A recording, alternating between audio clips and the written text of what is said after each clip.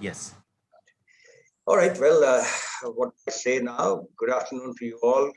Wonderful to have as many participants for a session that I'd like to believe will leave us with some very abiding thoughts and impressions on what anyone who is connected to the Western Ghats, and we have easily about 280 to 300 million people, 1/4 of the country's population, which reside in those 2,600 kilometers of the coastline from above the south of Baroda to Trivandrum or Kanyakumari.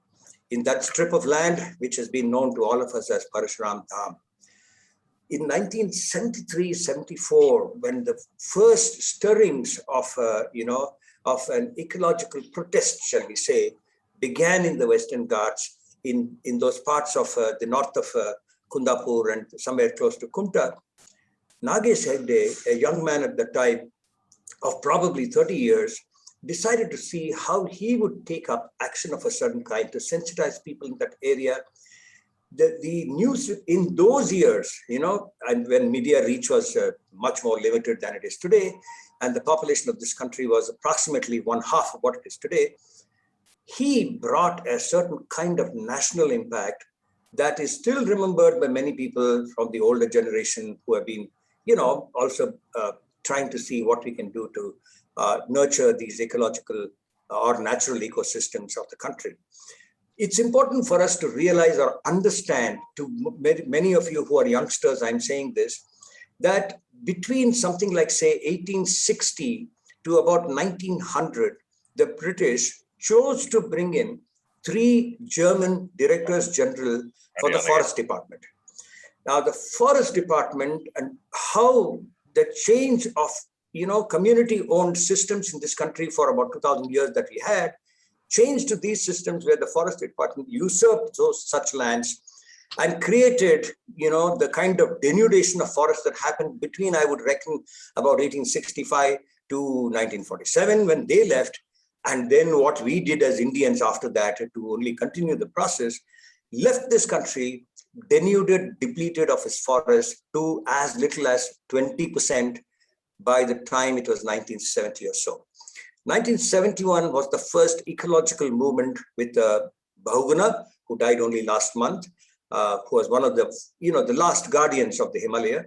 While on this side here, I would not be, overstating it to say that Nagesh Hegde was one of those fathers of the ecological movement in peninsular India. He has written about 24 books in Kannada mostly, because he has found that there is a certain reach and influence that he's able to bring with such books. He has also been teaching. He must have taught, I would reckon, about 3,000, 4,000 such people. He teaches, interestingly, environment journalism or ecological journalism at a school, a very, very, very well-known school of journalism called the IIJNM, which is based in Bangalore. And what more can I say about Nagesh Hegde? On the chat box, you will see some, few things. And, when I spoke to him this morning, he said, don't talk too much about me. If they want to, they will check out and see if, and therefore I would request all of you to just type in Nagesh Hegde ecology or something like this, and you will find many, many Google pages for you to understand, assimilate, internalize the kinds of thought processes that such fathers of ecology, not of the environment, who have brought to this country. Many of you who are youngsters here, I'd like you to go back and do some homework to understand what is the difference between ecology and environment. I will stop here. I will request the chairman of the Belgaum chapter, Mr. Rajendra Belgaumkar, who is the host for this, the 7th edition of the distinguished lecture series of the Prem Jain Memorial Trust. The Memorial Trust itself was started in 2019, early 2019. Dr. Jain passed away in September 2018, and then in less than a month, Jain, myself, and Ashish, and a few others, we sat together. We had the Congress at that point in time, the Green Congress of the IGBC, and we sat in a hotel room or some coffee space and thought of this idea of how we will have a foundation that will start working toward, fulfilling some of those unrequited visions of Dr. Jain. He had a great love for children, and I'm so happy to see that there are so many young minds here today, many of them engineering minds, I suppose, Mr. Rajendra Belgaumkar, I'd request you to talk about the kind of students who have, participating today and about what your chapter is going to do. And then I will possibly request Mr. Sriram to speak a few words. I brought him in today. He said yes to me very graciously, and I'd like him to speak because he fathered your chapter in some ways. Over to you, Rajendra. Rajendra, over to you. Thank you, Dr. Hariharan. We in Belgaum, especially the chapter which is yet to be launched, are indeed proud to be bestowed with the honor of hosting the 7th series for the Prem Jain Memorial Trust. A phenomenal opportunity for us and a responsibility for us that we take very seriously. And my partner in crime, Mr. Chaitanya Kulkarni, and I have been feel very fortunate to be able to host this lecture. Yeah. Now, the whole IGBC movement is very close to the heart of a great university in Belgaum, VTU, and we thank the Vice Chancellor, Dr. Karisiddappaji, and the Registrar, Dr. A.S. Deshpande, and the staff at VTU for having supported IGBC so strongly by coming up with a joint curriculum that will be imparted to students, all students of VTU, and therefore the presence of the students of civil engineering and architecture from the colleges of VTU today, which I hope there are many, but I believe there are many, is remarkable. And to hear from a man of Mr. Hegde's erudition and stature on a subject that is so vital to our very existence as human beings, as countries in the West are finally discovering that when there are 7-year droughts in California and you are still growing almonds that consume 20 times the water required for any other crop, it should tell us, it should inform us about how careful we need to be about the bounty that we are blessed with. Furthermore, Mr. Chaitanya and I were at VTU the other day to talk about ecological tourism, but responsibly, because we certainly want to be attractive to industry to increase the per capita income of our citizens, but we want to do it responsibly. We got a very good response to that session. So we are very happy to be part of this. It is so coincidental that such a wonderful topic has come 2 days after we talked about tourism and ecological tourism, ecotourism. The last thing I will talk about is that our chapter, because of the pandemic, its launch was stalled, but we are happy to report that we should be functional starting the 21st of August. I hand it back to Dr. Hariharan to take it forward. Thank you so much. Very, very nicely structured. I'm sure Mr. Chaitanya Kulkarni will tell us eventually at the end of this session on what your chapter is likely to do in the months ahead and all that. Sriram, a few words from you on the Belgaum chapter, maybe on Mr. Nagesh Hegde or on today's, notes. We can't hear you. You have to unmute. Thank you.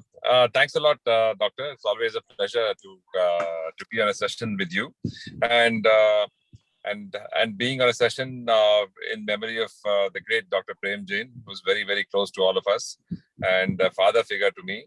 And it's very great to be on the session, and especially since it's being hosted by the Belgaum chapter.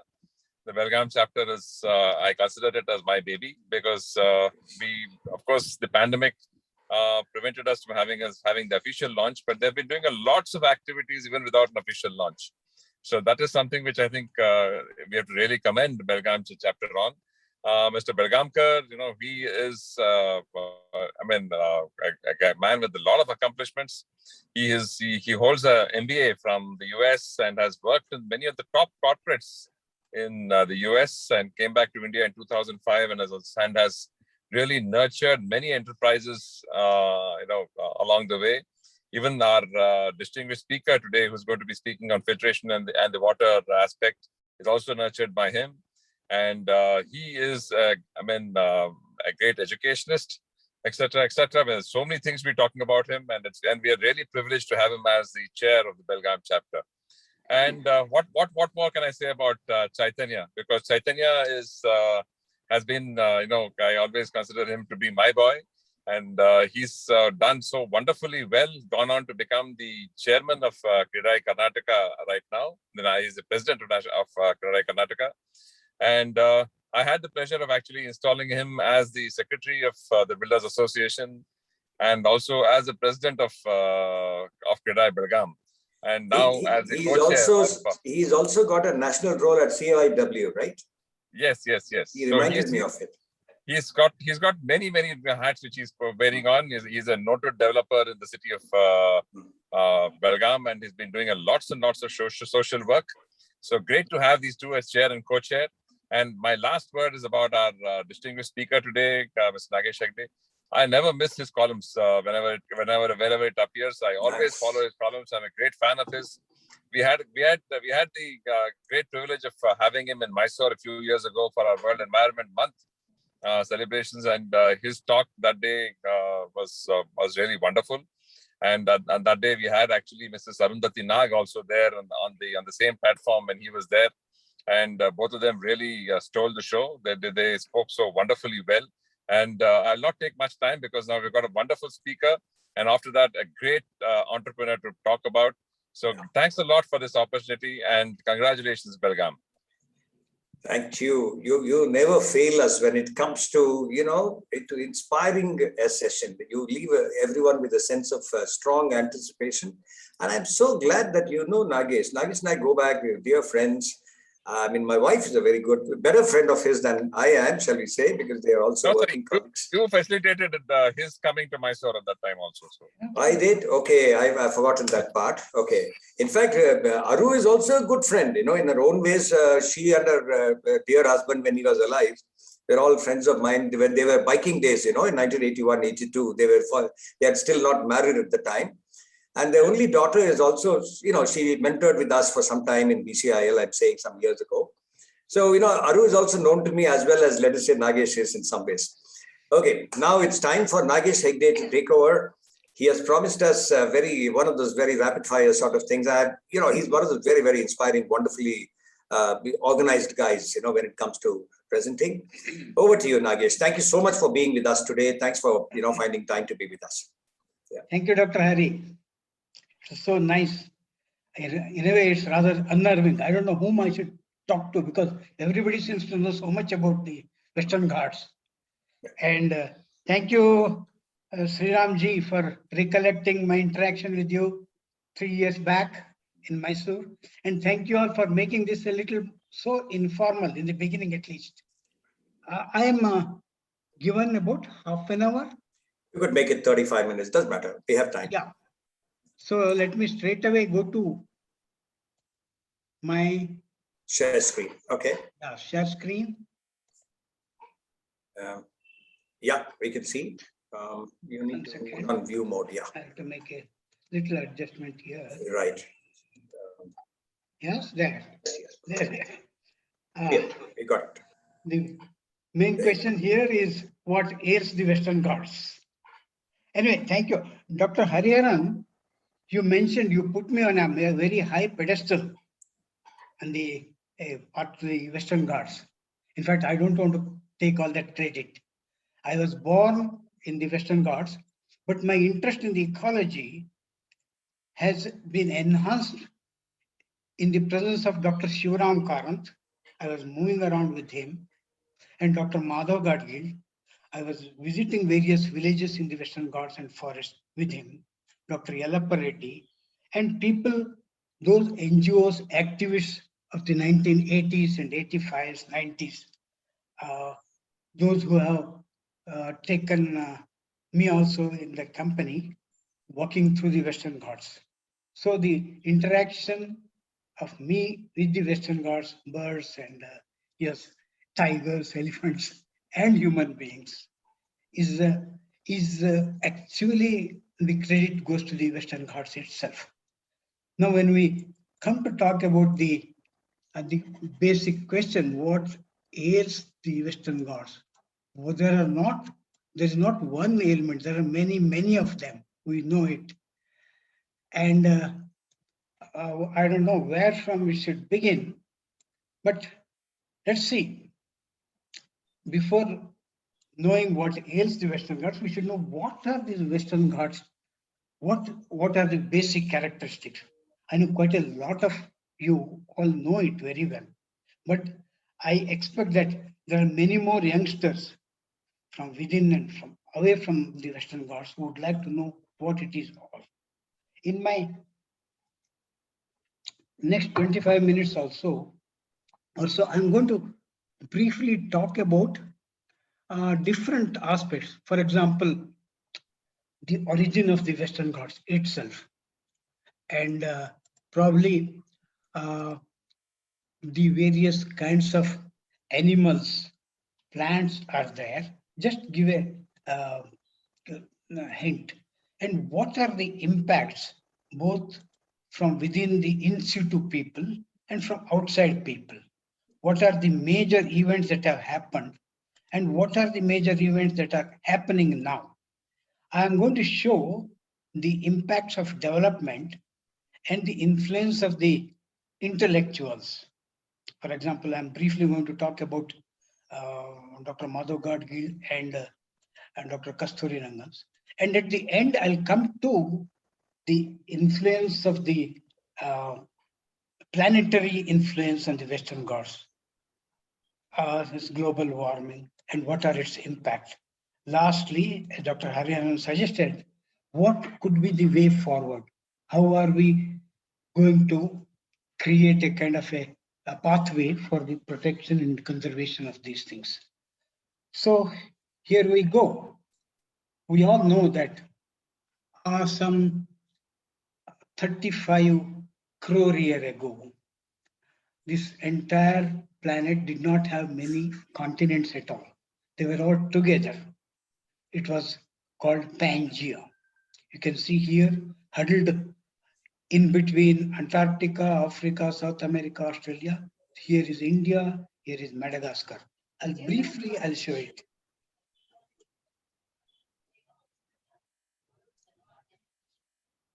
Yes, there it is.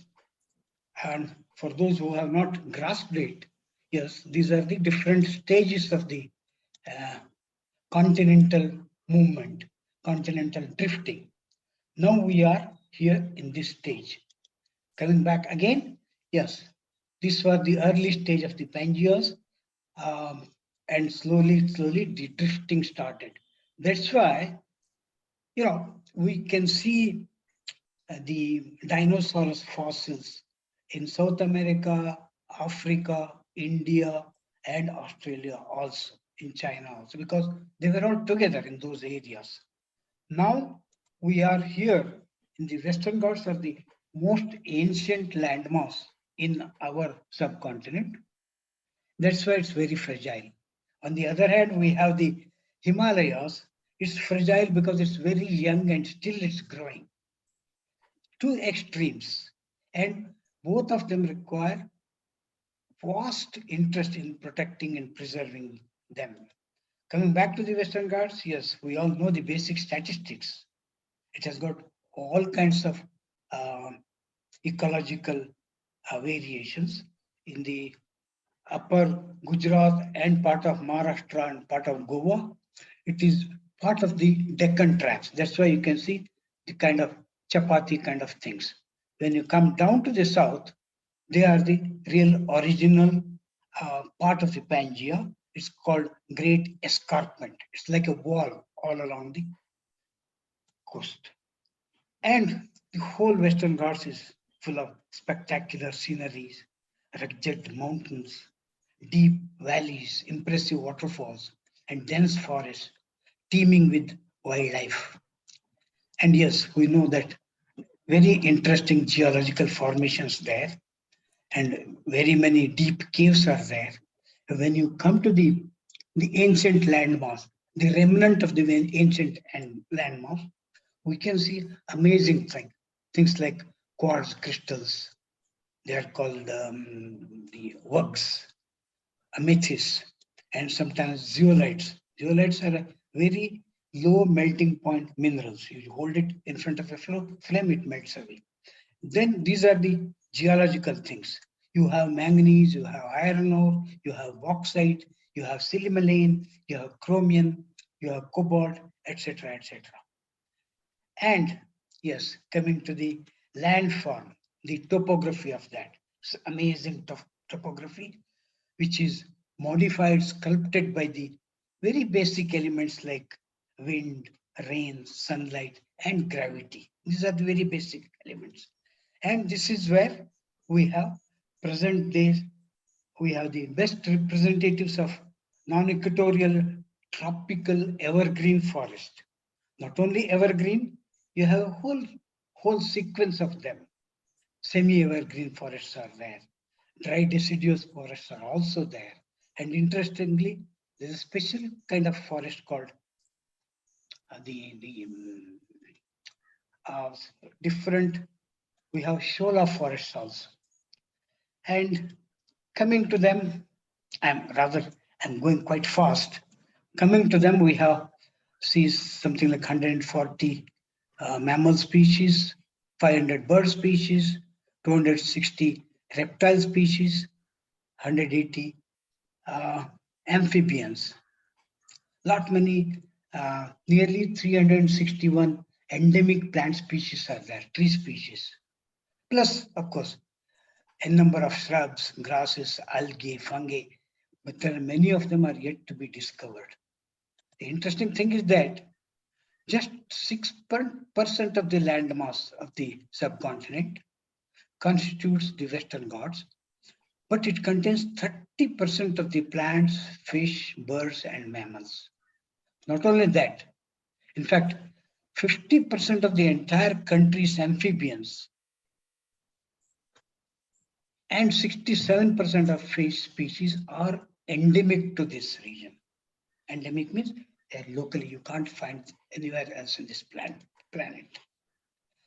And these are home to at least 325 globally threatened flora, fauna, bird, amphibian, and reptiles. And now we come to that interesting landmass called shola forest. It's very unique there. They are the real sponges. If you have perennial rivers in the Western Ghats, it's because of these ones. They absorb rain and they also harbor many herbivorous species as well as carnivorous species. And slowly water trickles down, and so that you have spring water throughout the. And of course, the amazing things, any number of waterfalls there. And some of them have become so interestingly attractive that sometimes is proving to be dangerous to the Western Ghats itself. We have buttress fruits, we have interesting flowers, orchids, a variety of them, and then we have fruits, medicinal plants and fruits. We have, when it comes to the animal species, yes, we have panthers, black panthers, and bisons. Among the large mammals, you have, yes, I don't have to keep telling about that. You have, interestingly, you have civet cats also there. And these lion-tailed macaques.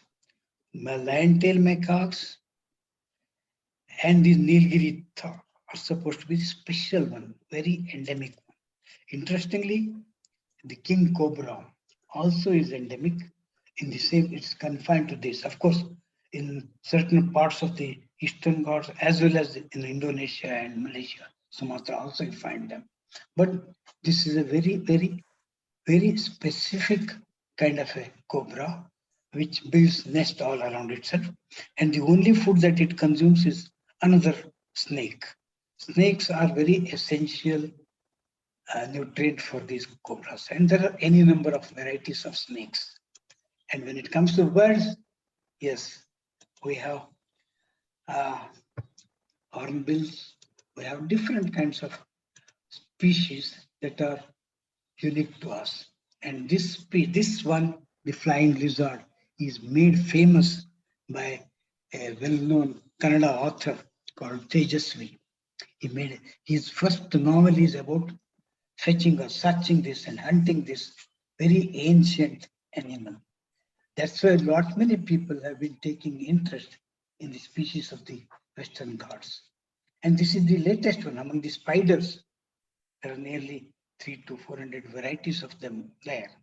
And this one is called the Harry Potter spider because it is donning a very interesting cap, reminding us of the Harry Potter novel. And these are the Atlas moth. Interestingly, this is called Myristica swamp. This harbors a large number of species there. Totally, at least 325 globally threatened, those which are in IUCN red data list. 325 species occur in the Western Ghats alone, threatened. The globally threatened flora and fauna in the Western Ghats are represented by 229 plant species. I don't have to keep on telling all these statistics. Coming to the biggest asset of the Western Ghats, actually the other things, I was showing this Myristica swamp, etc. These are called the knee roots. They are supposed to be breathing through their roots. From commercial point of view, these are worthless. The biggest asset of the Western Ghats is water. From anthropocentric view, or the commercial point of view, they are the real assets. The east flowing rivers are used for irrigation and power generation.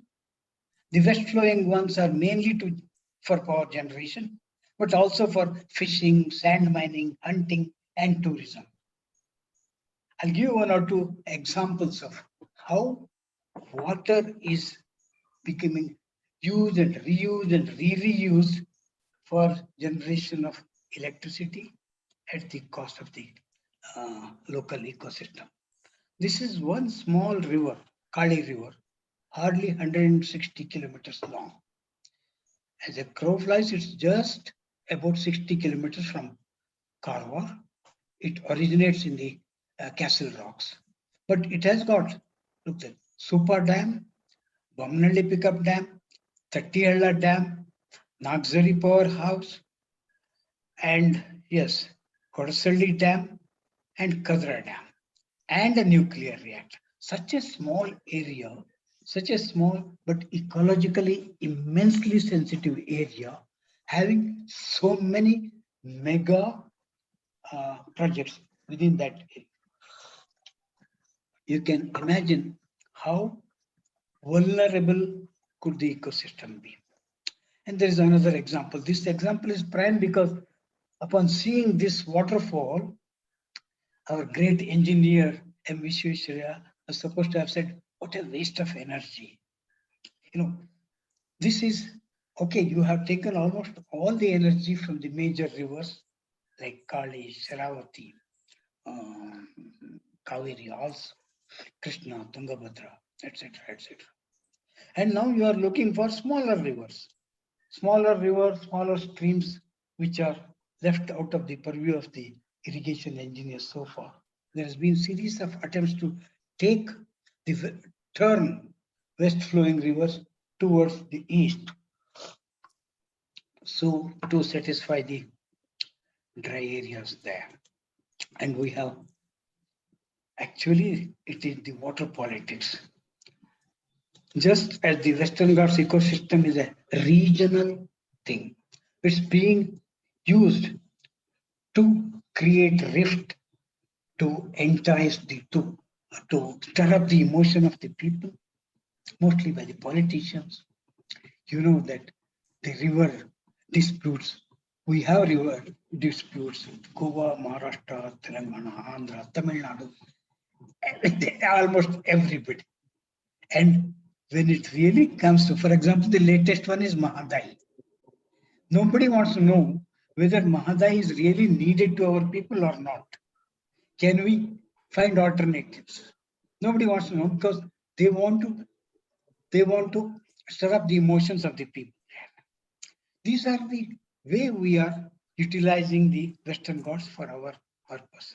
Now, these are, I'll talk in another rest 5 or 6 minutes about the impact of direct human activities in the Western Ghats.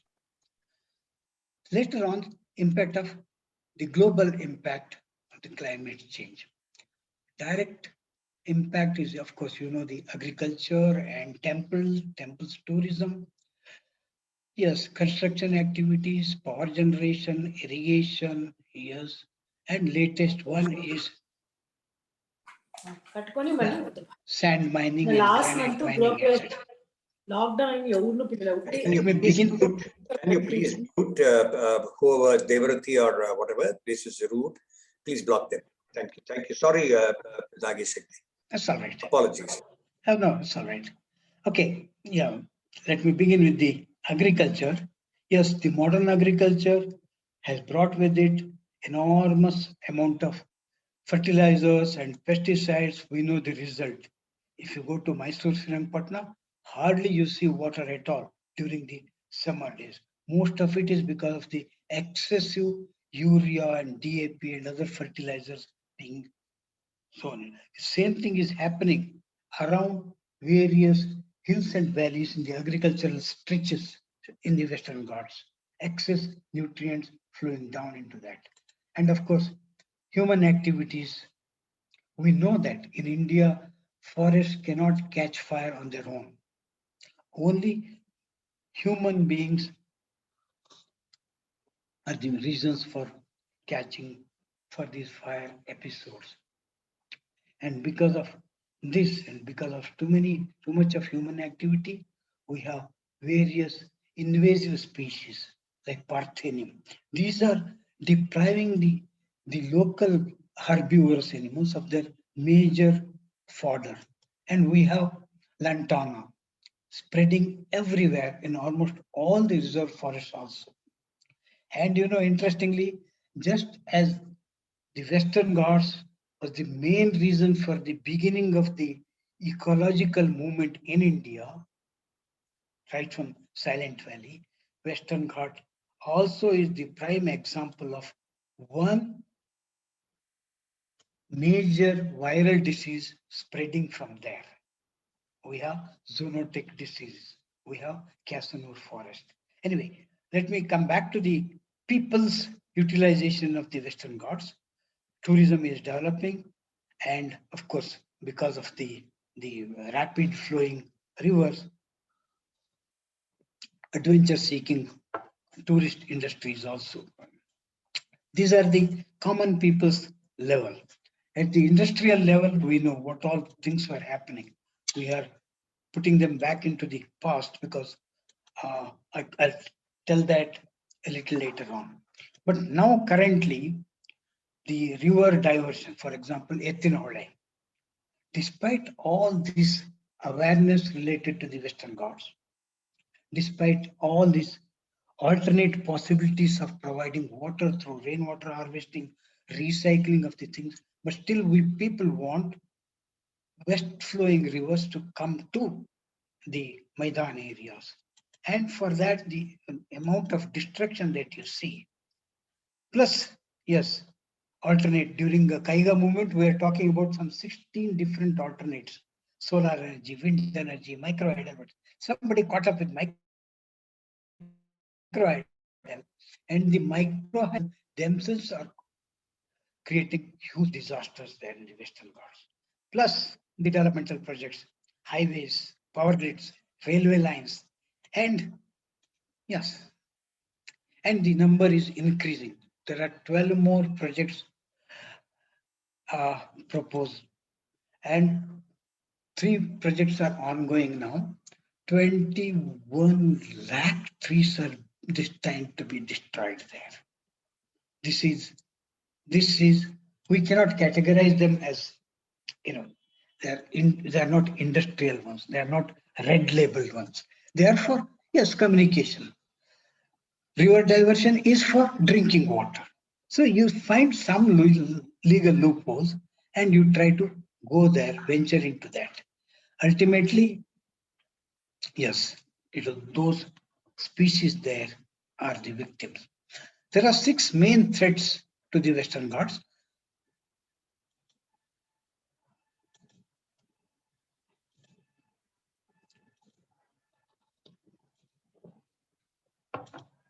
Yes.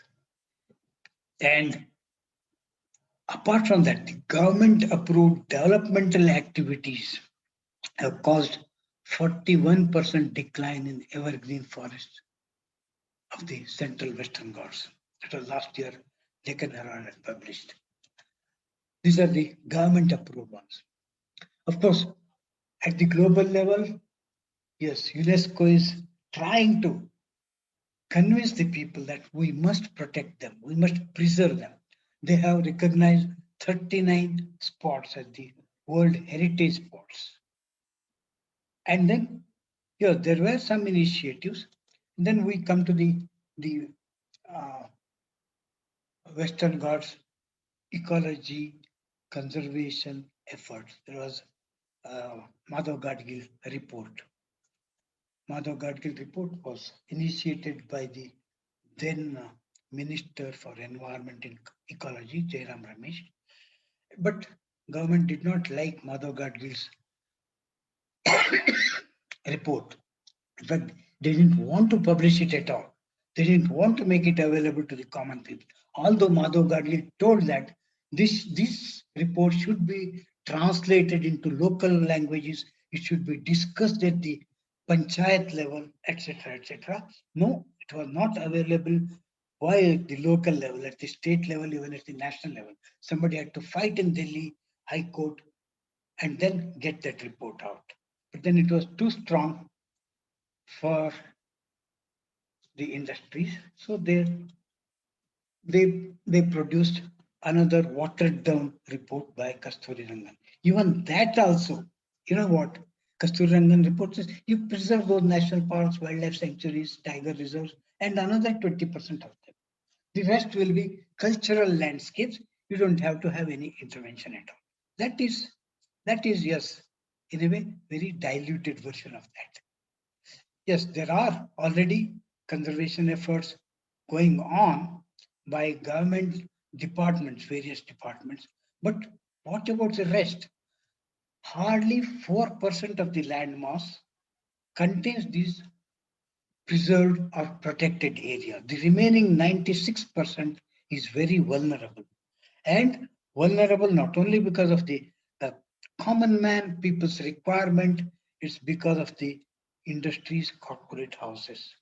These number of highways, big corridors, power corridors, railway lines, people are not asking for them, but somebody else is pushing for their implementation.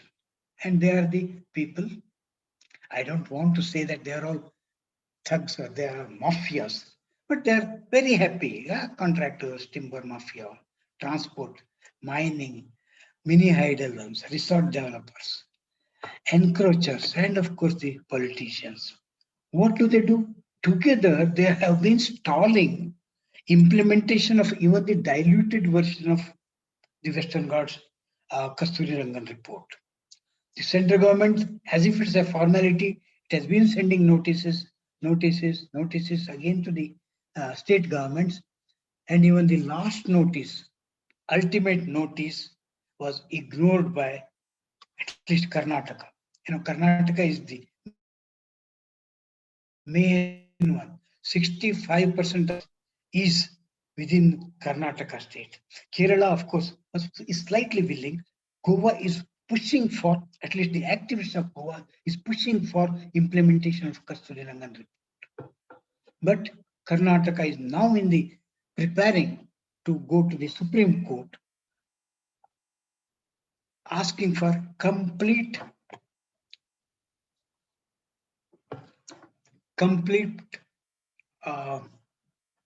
neglect, or rather not to force the state government to accept any of these things.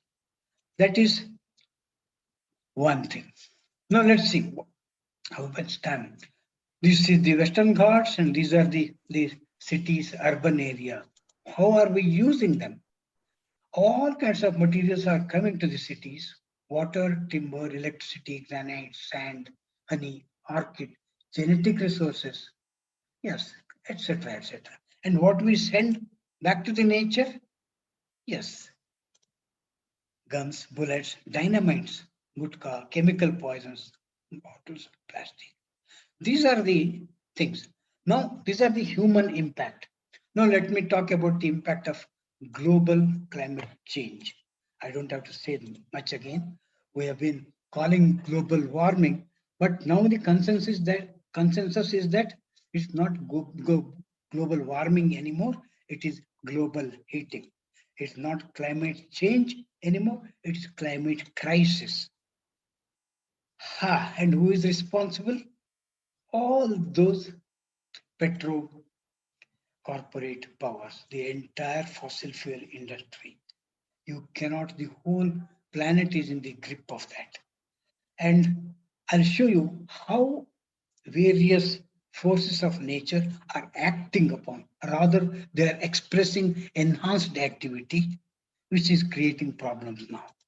These are the, of course, yes, you have heavy rain, you have drought frequently, you have oceans, sea level rising, you have too frequent cyclones, you have forest fires, etc., etc. And sudden flash flood generated by cloudburst. Cloudburst is a phenomenon many of us did not know in our younger days. Now it is becoming frequent. What are flash floods and cloudbursts? I don't have to explain it, but let me quickly go through it. Clouds keep pushing towards the land mass from the ocean, and because the land is getting warmer and warmer, clouds are being pushed further. As they are pushed further, many more chunks of clouds are getting together, and yes, and then at last, a huge bundle of cloud goes on top of that, and the hot air cannot push it any further. Suddenly, there is cloudburst, and there is flash flood, and the dams get burst, and you are forced to open the gates of the dam, and you have series of disasters downstream. Please mute KK Mitra. Yeah, somebody there. Yathina, someone. Please mute KK Mitra. Sorry. Yeah. Sorry. This is a beautiful Dudhsagar waterfall, and yes, it is beautiful. But just last week, you have heard about the disaster, Konkan Railway. Many compartments got off the rail and they are stuck there. Our life becomes very disastrous. And these are the landslides that have happened in the past 15 days in the Western Ghats. Not only landslides, this is just the beginning. What happens to all this silt? It goes down to the stream and to the rivers and ultimately to the dam itself. All the rivers have dams, right? Except Agnashini and Beti. And ultimately, that will clog the dam, silting of dam. It will reduce the longevity of the dam further. Even otherwise, the water otherwise flowing clean and very transparent bluish water continuously till December, it is reddish, muddish water. So much of topsoil is getting washed down. And the result is by December, river streams get dried up. In Dharmasthala, for example, the temple people had to make a request to the tourists, please do not come. Our Netravati river has dried up. It dried up in February itself. And the impact on the wildlife is enormous. They don't have drinking water also. Oh, Nagarhole, look at the elephants. They're starving. They are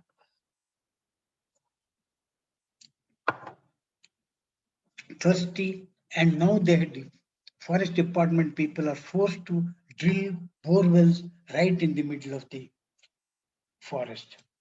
And this, of course, is the latest one. Flash rain triggers flash floods in Uttara Kannada, Maha cloudburst in Krishna Basin, minor derailments. Look at this, July 21. Villagers flee fresh floods in China, in Hangzhou, France, and typhoon almost simultaneously all over the planet.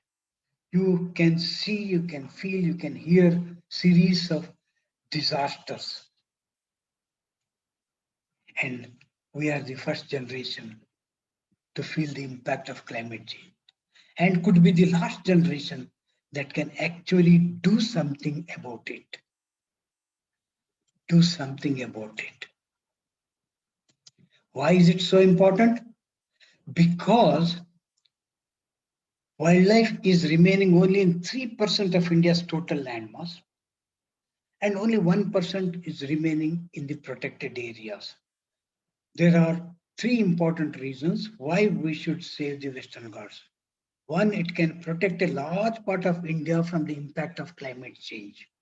We all know at least the southern part of India, the peninsular India, is getting everything that is required: the good air, the cool air, monsoon clouds, water, everything. It is dependent on this water storage reservoir called the Western Ghats. And there could be still many genetic materials for medicine, biotechnology, and industries. We have not been able to explore them fully. Most importantly, we have an ethical reason to save it for the future world. Now, what is the way forward? Let's find out. We have historical reasons. There have been people, they have all these movements that began long ago, 30 years ago. First, they all became, for example, Silent Valley, Visgold mining. They all have been stalled and stopped by the activities of the local people. Not because of the government, not because of bureaucrats, not because the contractors became nature lovers. It is because of common people, because of the media, and partly because of the judicial activism. Nagesh, you will have another 4-5 minutes. Yes, Thank you. I'll finish that. These are the issues. They are about to be resolved. Of course, there are failures in people's movement. For example, Kaiga nuclear power plant, nobody could stall it. Nobody could even stop their further enhancement and further empowerment. Sharavati Dam, we could not stop. Power lines, highways, yes, we could not stop. But the spirit was high in the early days. We had, a historical Save Western Ghats march way back in 1987. 4,000 people had gathered and they were in a kind of a chain, right from Tamil Nadu, Kerala, Karnataka. From there, Gujarat, Maharashtra, a lot of people came to Goa, and that was a confluence place. We had 4 days of conference there. 4,000 people. Can you believe we could see them in Kaveri? Nagesh, I will sort of, break your trail there. Yeah. Tell us, what is this subspecies called politician? Why is it that he can't think of these things and people have to do protests? I'll come to that. I think you should break your trail to see how you can capture this at the larger level, please. Yes. Yeah, it is not just our politicians. I'm going to tell this, for example, this is 40,000 people were there. Last 5 years ago, we wanted to re-celebrate that day. And you know how many people we could muster? Only 40 people. All social movements have died down. They all have a sudden death after globalization. You take farmers movement, you take students movement, you take consumer movement, you take labor movement, all of them have died, right? They all became youngsters, all became career oriented, and we don't have younger generation people. Instead, we have a generation of fun seekers. They are all tourists flocking into the Western Ghats. How? Because of excessive consumerism, excessive money, extra money in their pockets, and then of course the politicians. I'll tell you this little story. We have politicians. Rahul Gandhi won this wide-eyed. Sorry for want of time and my sincere apologies. Tell us what we should be doing. If I'm a youngster sitting here and more than half of them are people who are under 25, what should I be doing for the next 20 years? There have been people, say, for example, NGOs have been doing excellent work. You know why? Why today this, Godrej building is being ordered to demolish? It's because of young lawyers who did that. We need professionals now. It is the young lawyers. It is the young economists. It's the active Swamis, they have been doing it. Active grassroots NGOs have been doing it. Lot many work is happening, but we need scientists, engineers, economists, chartered accountants, pilots, traders, academicians. We have to sensitize all these people, and yes, architects also. IGBC comes here. Okay, green architects. We need to create awareness. How do we do that? Whom should we do that? We need good communicators. We need to teach, especially the kids and teenagers. We can't just to address the issue just for today. We need to keep raising awareness even after 20 years, which means today's children, which means teachers have to be empowered. And we need to ask the media people, opinion leaders, we have to legislators. It's not very difficult, I know. But then, unless you keep talking about that. For 30 years, Nagesh Hegde, how many people do you believe you have inspired? How many policy directions do you believe you have inspired? Not a very, very proud moment for me to answer this question. But I know there is not enough if you have only 20 people talking about it. It's not enough only Chaitanya Kulkarni or Belgaumkar or Niranjan Karagi or Sriramji talking about it. A whole generation will have to speak about it. If not today, after 5 years, the whole planet is speaking. We don't have to speak much. We have very important tool. The planet is speaking, the Western Ghats is speaking, Himalayas is speaking. You know, in a sense, you said, sorry, Nagesh, in a sense, you were saying that in the 1970s, when Vishwesvaraya said industrialize or perish, today we know industrialize and perish. That is, he was coming from a context of ecological innocence. They saw water, everything else in the context of development. That was the age of ecological innocence. Today we have come a full circle to an age of ecological arrogance, as Ramchandra Guha says.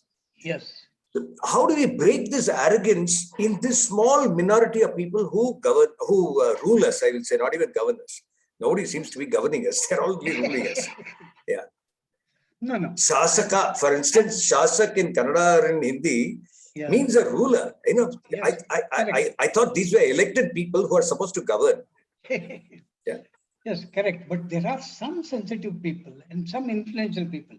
That's why I have great respect towards young lawyers, advocates, some of the doctors like the Cecils, like Leo Saldana. We have very powerful people. And those are the people who are protesting and creating awareness, creating some impact. And my hope is that since the earth itself is talking now, although it is not, its voice is not heard in the parliament or in the local bodies, but elsewhere it is being spoken to. So we need to take this further one. Otherwise, you know what? Further, everywhere we are having 210 projects under implementation. There is a cyclone of development. There is a tsunami of super development. You are going to have all our ports, for example, absolute grandeur of development, further development and further development. Obviously, the impact will be felt by the people and slowly, not slowly, rather fast. I know we have to have many more active people around. This is the last slide. You're either part of the solution or going to be part of the problem. We need to say that. Thank you very much for giving me this opportunity. You've been extremely inspiring. You have left some very lovely phrases with us: global warming, global heating, climate change, the climate crisis. Now you're saying a cyclone or tsunami of development and super development. Brilliant, absolutely brilliant. You know, people, I must acknowledge the presence of people like V. Suresh, the national chairperson of IGBC. He's there in every such meeting.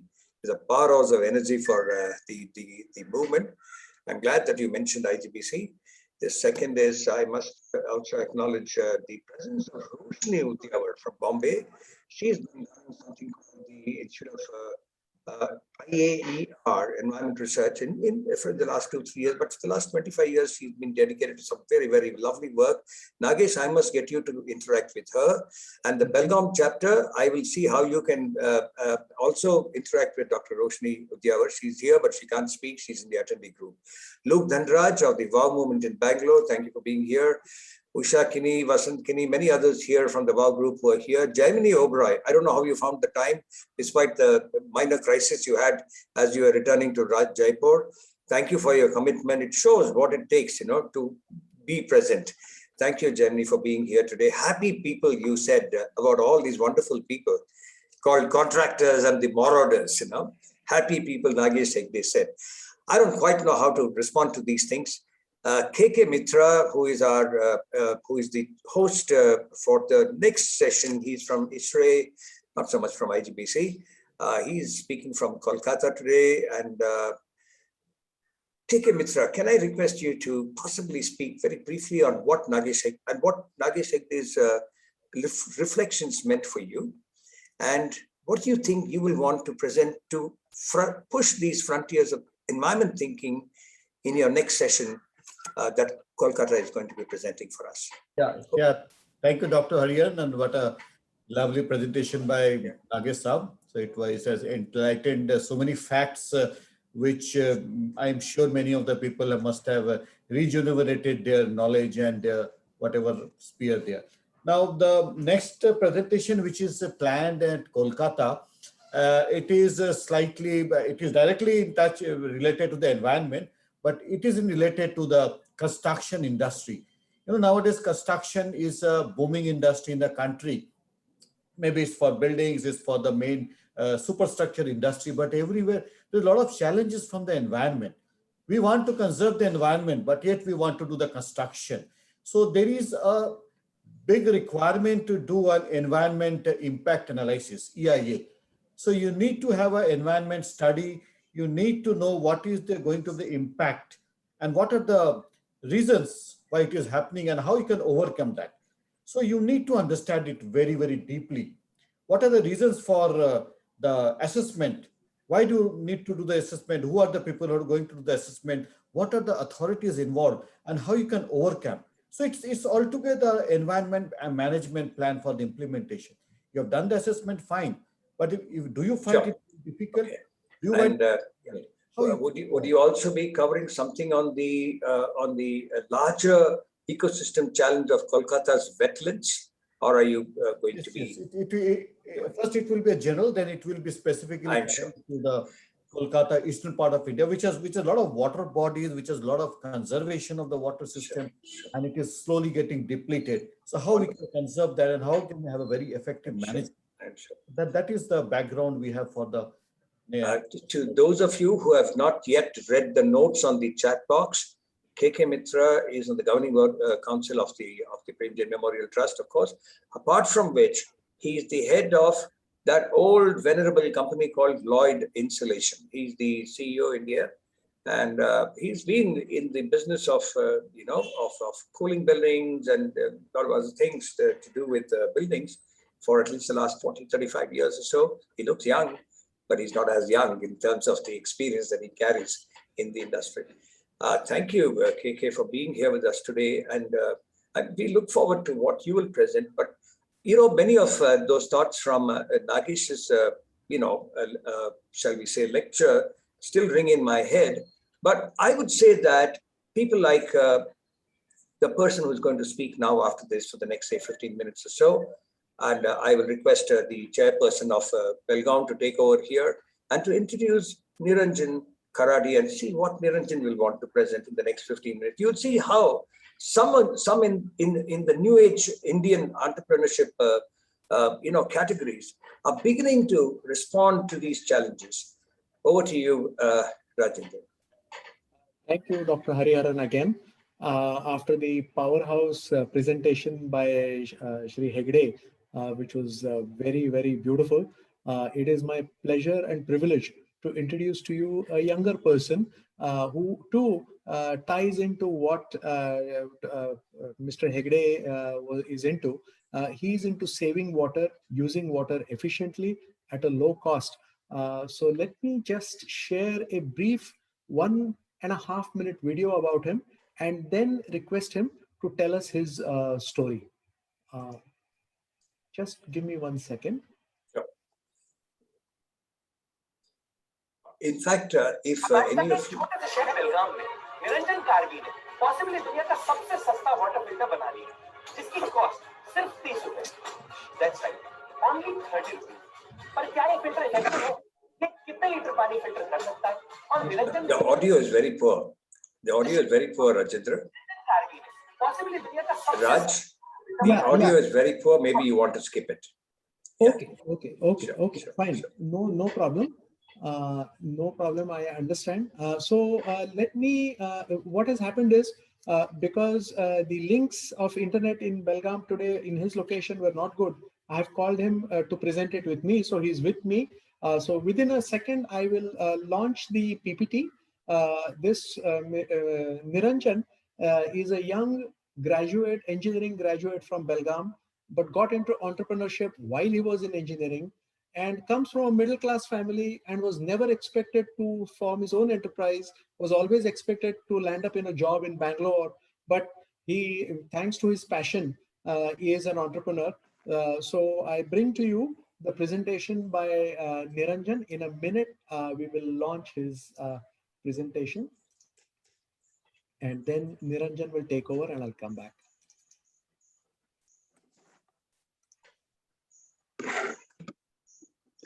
For those of you who are listening, you must Google Niranjan Karagi and listen to some of the short clips on YouTube. It was Sriram of our Mysore, our leader from Mysore, who suggested that we also get in, Niranjan and Nirnal.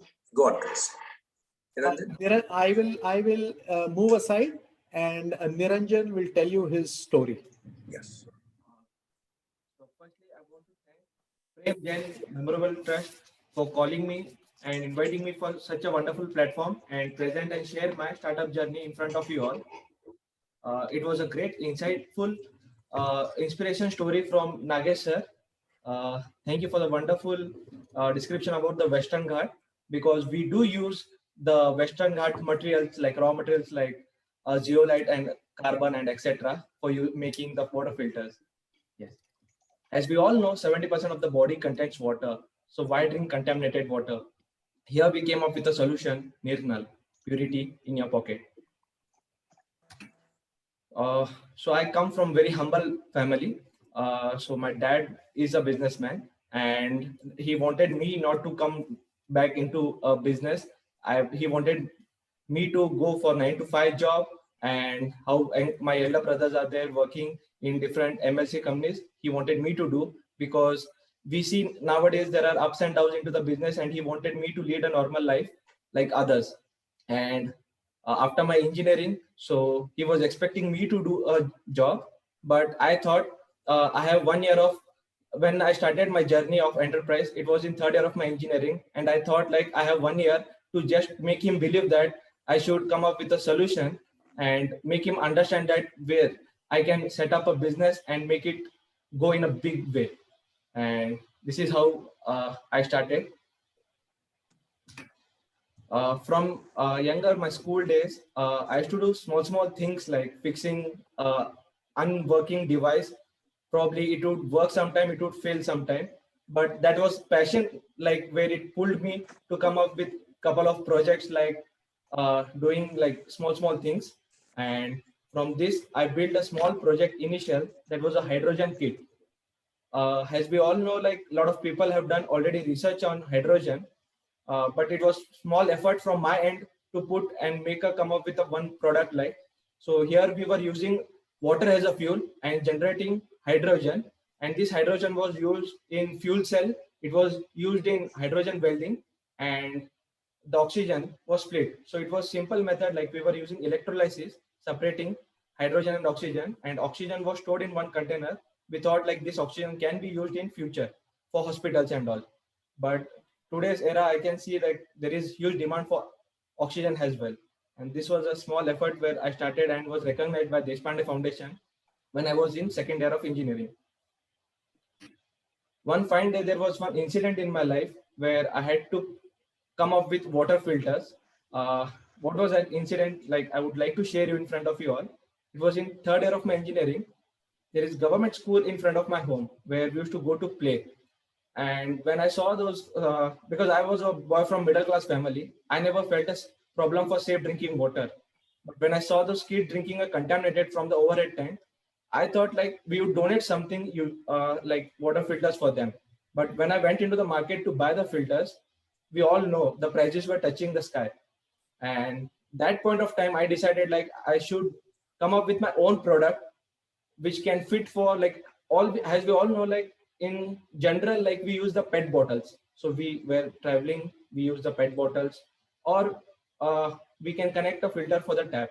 So this was a thought like I can just develop a product which can fit for bottle, which can fit for tap, or which can be used for the running water. And then we started working on it. Formally, like we registered a company in 2016 and we started working on the filters. The vision mission of the company was very clear. It was to innovate a cost-effective filter with high purification rate and which is safe for drinking for all human beings. And with this vision, we started working on the product. We thought like the product should be very cost-effective and portable, because if anyone traveling for the school or like out of town, they can easily keep into their pocket and carry it and take it away. What problem were we solving? As we all know, safe drinking water, like availability of the safe drinking water is a massive challenge for most of us in India. As per the WHO report, 2,000 people die every day in India just because of unclean water, which is a big number. And apart from this, as we see like the global environmental challenges that the using of PET bottles, where in last talk we heard from Nagesh as well, how it is depleting the society, the environment. Okay, so we can use these PET bottles. That was my idea, and a change.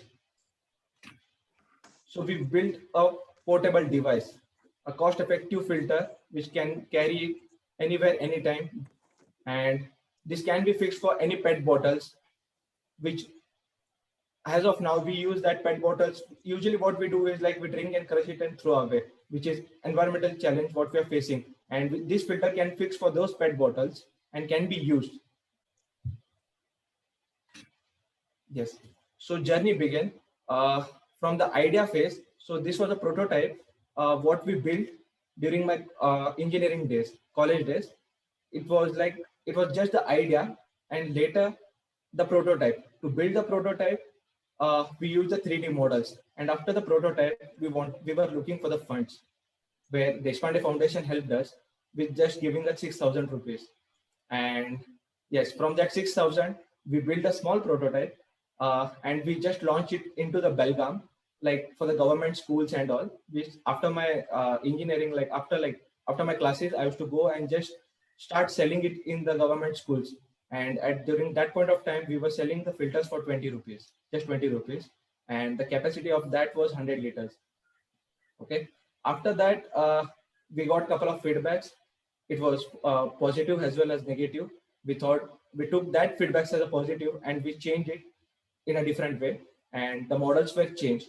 And as you can see, the latest model, what we have done with a higher capacity, that is a 1500 liters. Usually that one filter can last long up to 1 year for one human being. And this was later launched. We have filed the patent, and we have how far we have reached till now is like we have supplied more than 2 lakh units for the government schools, farmers, laborers. And I proudly say that Indian Army, CRPF commandos, and INS Vikramaditya is also using it. Day before yesterday, I got a call from one of the NGO, like they need filters for the flood affected areas. And definitely from past 2018, we have been giving the filters for a lot of flood affected areas. And recently for the Assam and Karnataka floods, like we have given more than 15 to 20,000 units. From India, like I would proudly say, like we have been exporting for the 15 different countries, the product.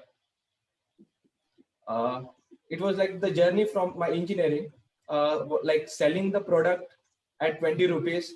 Literally, I have so many details, like data to show it, like I'm selling the product on a roadside vegetable market where I used to earn just 200 rupees per day. And from journey to there, it is like getting an awards from different various sectors. There are a couple of recognitions where I've received from different organizations.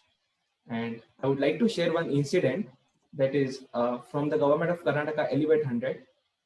It was held in 2017 by government of Karnataka. It was 2 days pitching session and program. And like luckily the presentation was, my presentation was at the starting, at the first half of the day. After my presentation, I literally went to the stalls.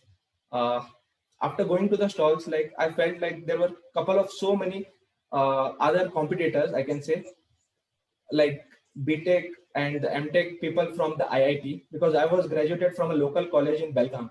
And when I saw those other competitors, like from a genuine college, like reputed college, I felt like definitely my 20 rupees filter would not win this award. And I was a bit nervous, and I thought like to leave the Bangalore and come down for Belgaum and work on my project. But one suggestion from my friend was like, 2 दिन का free का खाना है, इधर 2 दिन में free में रहना है, तो हम ये 2 दिन वेट करेंगे, रिजल्ट कुछ भी हो, वेट करके अच्छे से खा के मजा करके जाएंगे. So I thought that point was valid. So I just halted that day. And the next day, during the award ceremony, the global director of Microsoft Accelerator, that is the Hariharan sir, who was the judge for me, removed from his pocket the Nirnal product and literally said that we are looking for such kind of solution. And on that day, I got a grant from government of Karnataka of 20 lakh rupees. So journey from 200 to 20 lakhs, and we are just moving ahead. So this was just a start. Then later we got an award from 3M CII, Coca-Cola, and also from a 50 Fabulous Innovation Award from WIC, World Innovation Congress. This was a couple of people who have just donated the filters or supported me to taking this product to the next level. So how we are differentiator, the key differentiator, as I said you, our product like will cost you $299 for 1,500 liters. It is almost like 25 paisa per liter and can be fixed for any PET bottles and tap. So, or for the running water. As I said you, like for the Indian Army or CRPF commandos who are into the jungles, they don't have bottles as well as a tap. But the water flowing from a river or lake, they can just dip the filter into the water and directly drink the safe drinking water from that filter. And the main target is like we're addressing the both rural and urban segment.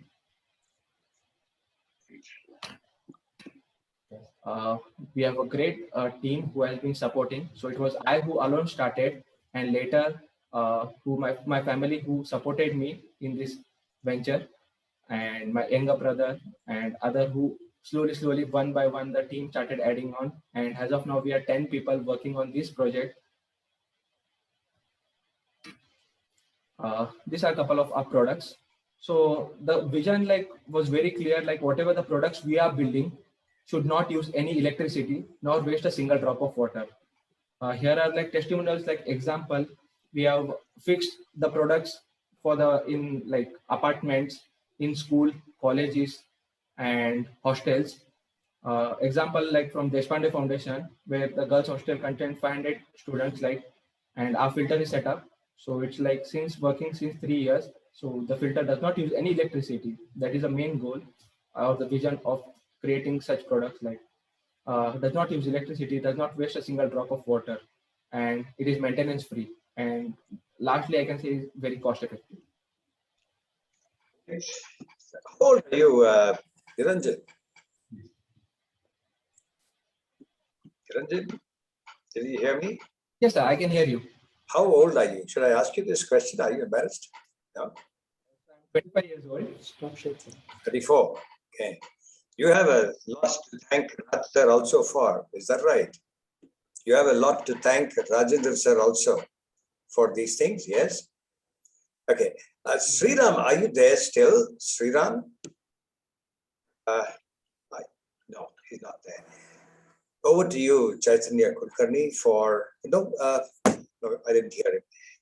For you to see what you, maybe you want to ask Nagesh Hegde again to, sort of say something to you. Maybe it's your privilege now. You have the next 7-8 minutes, Chaitanya, to see what you want to do with the kind of closure that you want to bring and some lasting thoughts that you want to leave with our viewers. Over to you.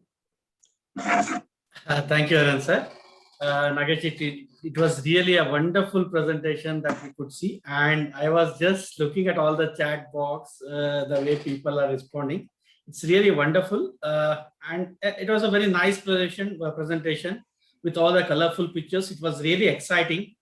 Though we stay just at the foot of the Western Ghats, but it was really exciting to see all these beautiful pictures, sir. And as you rightly said, sir, Nagesh, just wish to know, like a lot of herbals which are there in the Western Ghats, which we could see, like a lot of people, the doctors, which they used to do this, especially all Vaidyas. Still, there are few. Even though the Indian Institute of Traditional Medicine is set at Belgaum, but I just not finding a proper, the study of whatever it is that the data found in Western Ghats. Can you please just enlighten us about that? Unmute, Nagesh. You have to unmute. Yes. It is a two-edged sword. The fact that you are going to inform people that, look, such an amazing plant is there, and it is awaiting our further exploitation, that can really attract so many people who are more interested in exploiting than understanding what it is. But it's essential to get that intergenerational information. Our elderly people, our age-old people know so much about that, and it's getting lost.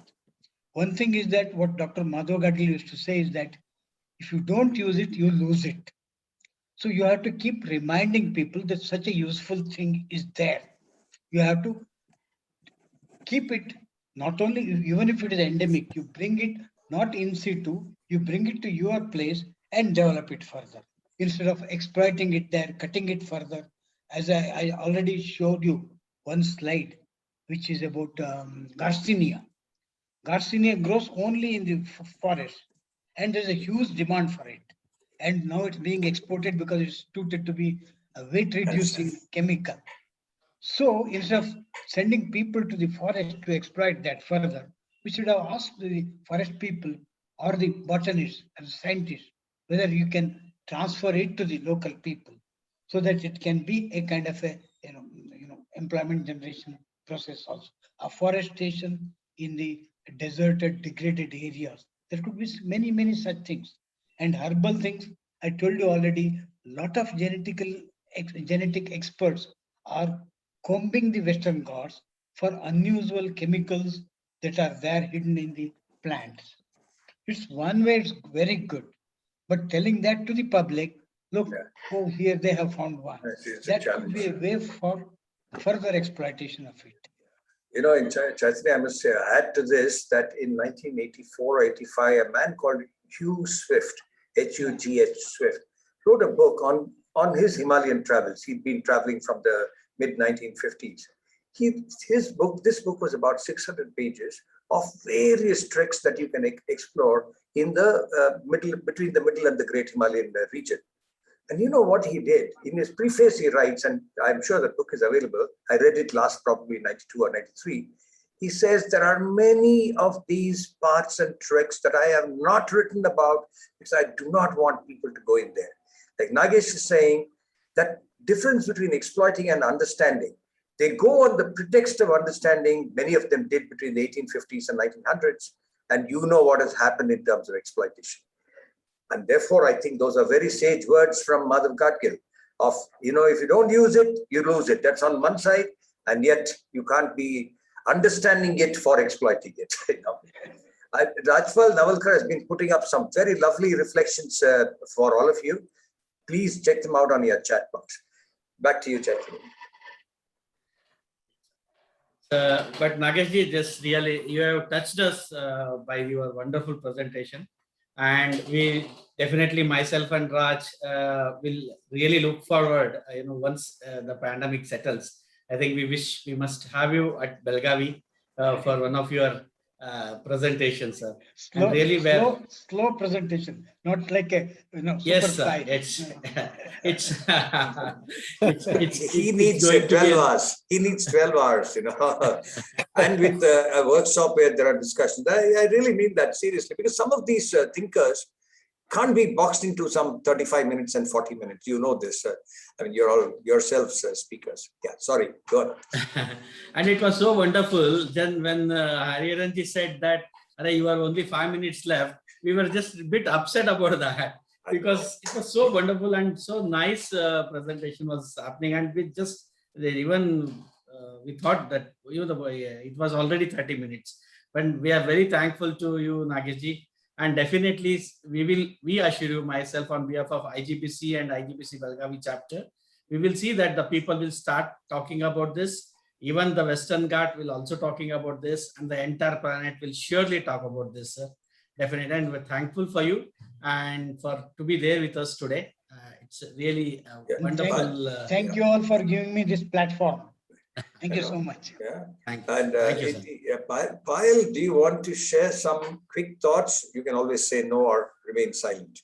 No, I'm fine, Doctor. It was a wonderful session. Thoroughly enjoyed myself. Very, very informative. Thank you, everybody, for making this so super successful. Thank you very much, Doctor. I have to thank Yatin, Debashish, Devarti, many others who We make also these things have happen. Nagesh Ji here, Doctor. So I know, I acknowledged him earlier, and he has been sending me some notes. He is amazing. He's got he's got time for everything. Like Chaitanya and Raj, we are talking about V Suresh. He has been there from the beginning. He joined at 2:55. Yeah, he's been there. I regret that I did not put him on the panelist thing. I wasn't sure if he's going to be there. Morning, I requested Sriram, and he made time and he came in. I didn't know that Sureshji would be here for the entire session. He's shared with me quite some notes of what Nagesh was speaking about. Nagesh, the important thing is that, when you talk about, about region, this entire, strip of 2,400 kilometers, there is a certain understanding that you bring, which I suppose, is natural to you because you spent 40, 45 years in those areas, Anything that is extremely striking that you want to tell a 20 or 22-year-old today? I mean, one thought that will burn into their minds. I can't come up with that. But the only thing is that one hopeful thing, many of the techies are going into the forest. And they're going with their cameras, with their video things. And that is where the knowledge, modern knowledge, goes to that place and comes back to the urban areas, and it flashes all over the globe. Of course, that again might provoke people to go there for exploitation purposes, but it can also create some kind of an interest that we must protect this one. So it's very essential to send knowledgeable youngsters into the deep forest, and they're still looking for spiders, looking for some kind of insects there, spending hours together. That kind of enthusiasm. Wildlife not necessarily means big mammals alone. Those tiny, tiny ones. That is what is essential. And what I found interesting is that there is one Nalini Nadkarni. She's in the US. She's the canopy expert. Canopy has, Western Ghats canopy has its own ecosystem. And nobody knows. Our botanists, they go to the trees only when it's cut down, when it falls down to nobody is capable of climbing. But she came here, she taught our forest officials how essential it is to climb the treetop and spend a night over there and come back. You come back with a lot of knowledge. Those trees are vanishing at a very fast rate. We need that kind of adventurous people who get into a kind of a thing and go up, canopy research. It's so essential. It's very lovely. Actually, if it were not for the fact that Belgaum was, the host chapter, I would not have thought of Nagesh Hegde. Because you were there at the, the very foothills of the Western Ghats, like Sriram is on the other side of the Nilgiris biosphere. We said, Nagesh Hegde is a natural choice. That's how I thought of him. One morning it just occurred to me. And then I sent him a message. Almost instantly, he came back and said, yes, I'm on. So I must thank again Nagesh for being here. This recording is available, while it is also gone on YouTube. It will be available on the archives of the Prem Jain Memorial Trust. And therefore, my hope is that this is going to be heard and will inspire people to do something about these residual repositories of biodiversity that India continues to have. With that, I think we will close this session. It's 4:27. We have been bang on time today. Thank you so much, the Belgaum chapter, for making it happen. And to KK Mitra also for being here today as the host of the next chapter. And of course, to Nagesh Hegde and our young man, Niranjan, who represents the hope of India of the next 2 decades, probably. Thank you so much once again to all of you. Yeah, thanks, Sriram, if you're there. Yeah. Thank you, Sureshji, for being here. Thank you, sir. It's really a proud privilege for the Belgaum chapter to have Suresh sir with us. Absolutely. And then champions like Rajpal Navalkar, many others are here, but they are on the attendee side. That's one of the challenges of Zoom, but that's okay. We'll live with that. Yeah. Thank you so much. Thanks once again. Thank you, sir. Thank you, Anand. Bye. Bye. Thank you, Niranjan. Thank you, Nagesh ji.